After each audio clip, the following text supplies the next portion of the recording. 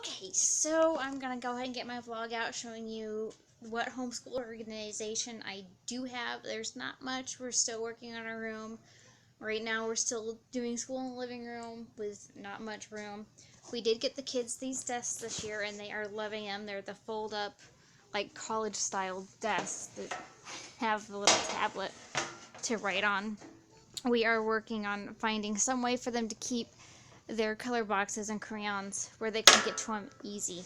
Right now the big kids have a couple book bags and I need to get one for Grace, but I'm not sure. We're still working out kinks with that. We have an idea for when we get our schoolroom done. So starting in our dining room, which will be our schoolroom, there's our back door into the garage. That's the lovely mess of shoes and a pipe chair that needs finished and boxes of stuff that needs to go to my mom's next time we get down there. There's my lovely pantry, everything that won't fit in my kitchen. Hannah really enjoys the pantry shelf. And here's our school shelf. Used to be the pantry. I'm still working on getting a few things organized. Up there at top we still have some pantry things. Yes, that is an extra coffee maker. The first shelf here is all of my books, and I found a link on Pinterest how to cut down boxes into basic magazine racks, and I'll get some contact paper or maybe just some wrapping paper and some extra cardboard to reinforce the cereal boxes and make them stronger. This is a fan box. My husband bought a fan for work and that is really strong, and the first grade books are really heavy, so we got those. So starting over here we've got the K-5 books through Abeka. We love our Abeka Curriculum. That's all the K-5 books. This is the teacher's books. I've got the teacher planner that's got all the lesson plans in it, and the songs, and the words, and everything else. And this is the phonics key, because phonics and I have a hard time getting along. And in this box is the K-5 readers. She'll get to those probably September, October, as long as she can tell me all of her letters and vowel sounds by looking at them. I've got to figure out something else to do with the readers, because I'm not liking how that looks. We'll get to that eventually. And here we get into the first grade stuff, the letters and sounds. First grade really focuses on the math we're learning, whereas K-5 is more on the phonics side. We've got, that's the history, social studies, geography, whatever you want to call it for first grade. He's not too keen on that, but we're working through the book, reading a couple pages every day.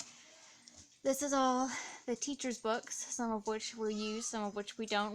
We got it all in a package on eBay by somebody who used them and no longer needed them.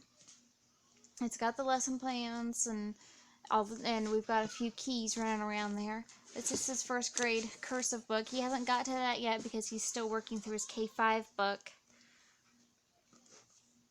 because he didn't get through it, and that's the one thing we're taking slow, and we're not trying to make him do 3 or 4 pages a day.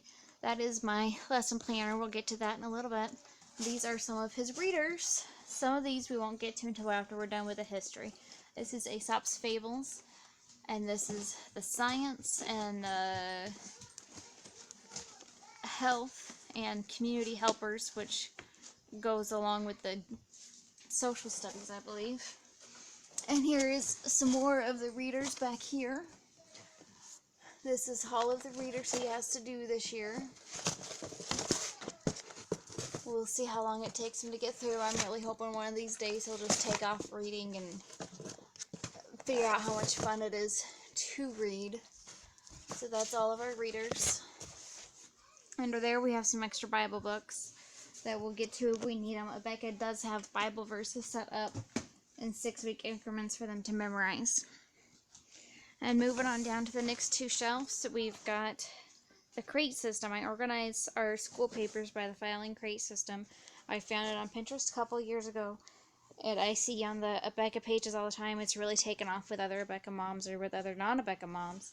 It's a really simple way. The kids have it figured out.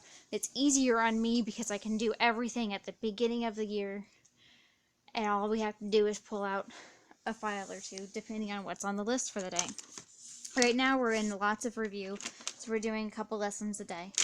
Ava's set to start, we're on week 2. Ava's set to start in lesson 10 tomorrow, and Andrew's set to start in lesson 11. I went through and I bought, the crates cost me, I'm doing a vlog. The crates cost me $5 each. The file folders at Sam's, the hanging ones, are, I think they were $8 for, I don't know how many was in the package. Probably 100. I'm taking a wild guess there. Was in the package. We did have a lot of leftover, so I think I've only actually had to buy 2 packages of those so far. And then the manila folders were, I want to say 150 for $5. But I went through and I labeled Abeka set up for 170 lessons a year. And we're doing 4-day work weeks. So every week I put in 4 folders and I move them up because I set it up to do 1 lesson a day when I set it all up. But as I'm going through the lesson plans, I am finding out that there's so much review. We're going to push through. If they have to get 1 lesson done a day. If they don't get 2 lessons, that's fine. We'll put it away for tomorrow and keep working on it. But they have to do 1 a day. And I'll show you that in my lesson plan book when we get to that. But it's all set up, and when I do the lesson plans every other week, then I move them up and it's all ready to go. The used folders go back in the back along with the papers. At the end of the year, we'll keep what we need and get rid of the rest. And Andrew's is the same way. It's all pretty basic. Gracie's in our homemade preschool curriculum still. She's still got the week by week. And I ran out of the letter size hanging folders and had to use the legal size. I'm switching to letter size next year. It's easier to fit on the shelf. But she's starting letter B, and I just found a whole bunch of freebies on Pinterest. Thank you to the homeschool moms who do that. And she's tracing and she's coloring and she's telling me what it is, and she's just having fun learning how to write correctly and learning her letters. We're trying to focus on more of the fun side. And for now, that's just extras. I haven't gotten to that. Our piano is going to go in this corner. I have a keyboard from when I was in high school, and Andrew has been begging to learn. And this is our bookshelf that Hannah has been attacking. It needs a little bit of help. I've got to find some bookends to keep things up, and we've got some books from friends and family, and we're getting a nice collection. These books, my mom gave us these books. I really love these. They're value tales. They came out in the 80s, maybe early 90s, and it combines a character trait with the story of somebody from history. This one's Harriet Tubman. We've read about James Cook, and oh man, there's 3 books upstairs we've gone through. Charles Dickens is one of them. Alexander Graham Bell. They really like that Alexander Graham Bell. See, there goes some books. I can't get to it because there's boxes in my way. But like I said, we're still working on organizing some things. We can get to what we need to, and we'll get there. We will get there, won't we, little bug? Oh, little bug.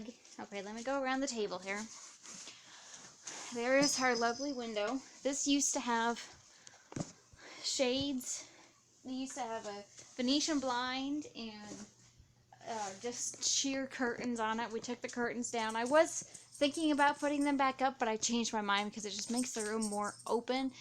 And it's not a spider collector. The Venetian blinds, they've been in this house for I don't know how long. We had to cut those out because we couldn't figure out how to get the brackets off. One of these days we'll get up there and we'll mess with it when the kids are asleep or outside. It's got that beautiful stained glass. We live in a fairly old house, so it wouldn't surprise me if that stained glass was one of the originals. I don't know. But we went and bought this window shading on it. It's mirrored. But it's letting the light in, but not the heat. And nobody can see in the majority of the day. That little spot right there is a movable dry erase marker board. The kids, we do extra things on it. The kids have been practicing some of their cursive on it. Dennis found it. There we go. Righty board is where he found it. And it's a removable, remove and reuse. You can remove it and take it anywhere you want. That's the little container it came in. I need to get more dry erase markers.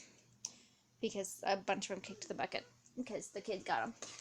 This is our other dry erase board that I had got last year, and I put it up, and we've got our date, which Andrew comes over here. He started to date his papers this year, so we've got the date and we've got the verses. Last week he had John 3:14 on it.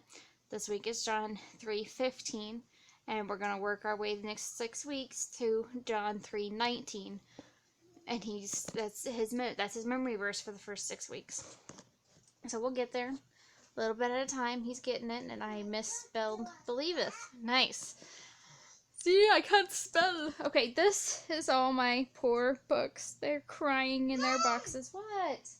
In the trash, please. They're crying in their boxes, but they don't have a home right now. My poor, poor books. There's a little bit of everything in there. We've got that bottom box is children's, extra children's, and young adult fiction like Hardy Boys and Happy Hollisters and stuff like that. The next couple boxes are my books. Just miscellaneous Christian adult fiction, mostly Christian romance. Yes, I will admit to it. Jeanette Oak is one of my favorite authors. I've got a lot of hers in there. And over here, we've got biographies and reference and miscellaneous school books and textbooks. Old textbooks and newer math books from when we were in college. We're saving them for when the kids need them. And we're thinking about looking to see if it's possible to get away from Abeka eventually and to just have them use the textbooks we do have, or even partially away from Abeka and have them reuse the textbooks we do have. In a little bit, please. This is the kids' book bags. And Andrew's got a little more than Ava does. We got these from family in Florida. But Andrew's got a little more than Ava does. He's got his crayons all organized and his scissors are in there. And he's got he's got Harold and the Purple Crayon, which he's working through right now. He started that before we started school, but he's really enjoying it. We're going to let him finish the book out, and then we'll start on the Abeka readers. And he's No, you may not. You may wait till I'm done with what I'm doing. He's got Abeka's Handbook for Reading. It goes through the basic sounds and just practice words. He is not a kid that likes to just read random words. He likes the words to make sense, and he likes to read them when they're part of a story, which is just fine. He's still getting the reading practice. And he's also got his cursive book in there. He's about halfway through his K5 cursive book right now. So he's getting there. Ava's got her crayon box and her scissors, and she's got her cursive book in hers, and when she starts her readers, then she can keep whatever reader she wants in hers. And we're thinking about, when we get this room more organized, a cubby hole of some sort for their book bag or readers or whatever. This is still a miscellaneous organization shelf. Eventually, our record player. I'm doing something. You're going to have to wait. Record player? Eventually, the record player will go on that shelf with the records on Hooked on Phonics. Because Ava has a few problems with pronunciation. She's growing out of it, but I think hearing the Hooked on Phonics will really work for her, and we have the program and the way to play it, so we're going to set that up when we're able to get to it. That top box is miscellaneous stuff that needs gone through. Then we've got the math manipulatives. We've got extra stuff for Mommy. There's an ABC mat. There's kindergarten paper in there. And that bottom one that looks like it's been put away by a child, because it has been, is craft stuff. Don't do that, please. And I know we can't get it in. That's why it was sitting like it was. Because there's stuff in the way. And there's the little redhead. Hi. Then go. Over here we have our printer. I love this printer. It is really cheap on the copies, and yes, that is chalk on the side of my printer. That's Gracie's crayon box on top, and we've got our flashcards, our homemade flashcards. I don't want to knock all the chairs down. In that box, we'll make them as we need them. And we've got some felt crafts down there for Hannah or Gracie. We do have bags for them. These are homemade bookshelves my dad made for us. We do have bags for them, but we don't have the right size of nail to put them on, so we've got to do that. And I want to try and get some sort of door figured out for at least one of them to make them baby proof because, well, Hannah. This is our hutch. I got it from my grandparents. It's full of, the top is full of miscellaneous things, and of course the kids' favorite eagle. Dennis's favorite eagle, but the kids also, they really like to look at it. The bottom has tools in it for now. I'm hoping that will change, but we'll see. I want to use this drawer in the top for my stuff instead of having it over there on the shelf. I want to use it for my stuff.